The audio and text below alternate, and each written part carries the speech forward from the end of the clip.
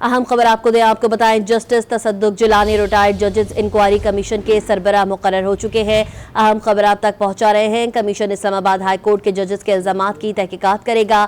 Justice तसद्दुक Jilani retired जजेस inquiry commission के सरबराह मुकर्रर हो चुके हैं। अहम खबर आप तक पहुंचा रहे हैं। कमीशन इस्लामाबाद हाई कोर्ट के जजेस के इल्जामात की तहकीकात करेगा। जस्टिस तसद्दुक जिलानी रिटायर्ड जजेस इंक्वायरी के कमीशन के सरबराह मुकर्रर हो चुके हैं। कमीशन इस्लामाबाद हाई कोर्ट के जजेस के इल्जामात की तहकीकात करेगा।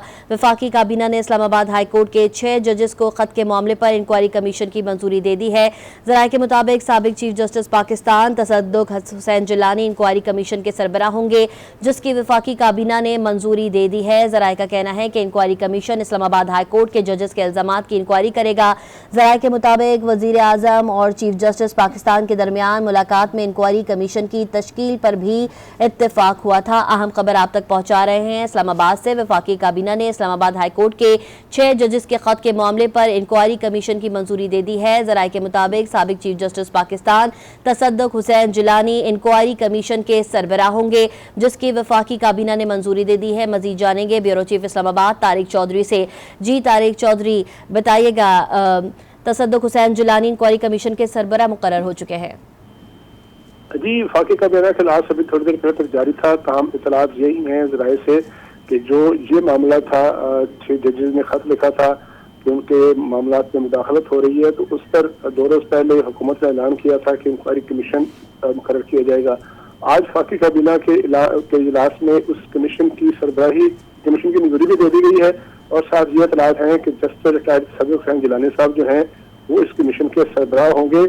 ये भी इतलात मिली है कि ये कमीशन जो है एक रुकनी यानी यक रुकनी होगा और इसके कायदे ज़ाबित और TORs जो है वो भी तय किए जा रहे हैं। उन TORs को तय करने के बाद बाकायदा तौर पर उसकी तशहीर कर दी जाएगी और जो कमीशन है उसको गाइडलाइन दी जाएगी कि एक मखसूस जिसके अंदर अंदर वो तहकीकात करके और अपने TORs जो तय किए जाएंगे उसके मुताबिक इस मामले की इंक्वायरी करके उसकी सिफारिशात जो है वफाकी हुकूमत को पेश करेंगे। जी अच्छा तारिक चौधरी, हमारे नाजरीन के लिए आगाह कीजिएगा कि इस्लामाबाद हाई कोर्ट के 6 जजेस ने सुप्रीम जुडिशल काउंसिल को जो खत लिखा था उनमें मुतालबा क्या किया गया था?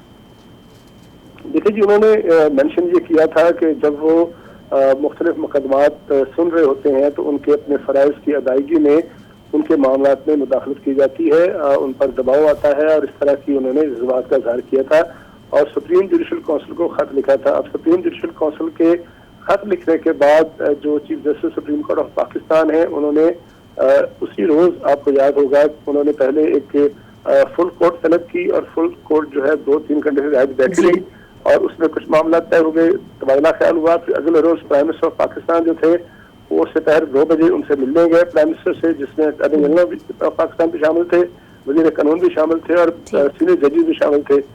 उनसे मुलाकात के बाद और एक मरतबा फिर दूसरा इजलास तलब किया गया सुप्रीम जुडिशल काउंसिल का।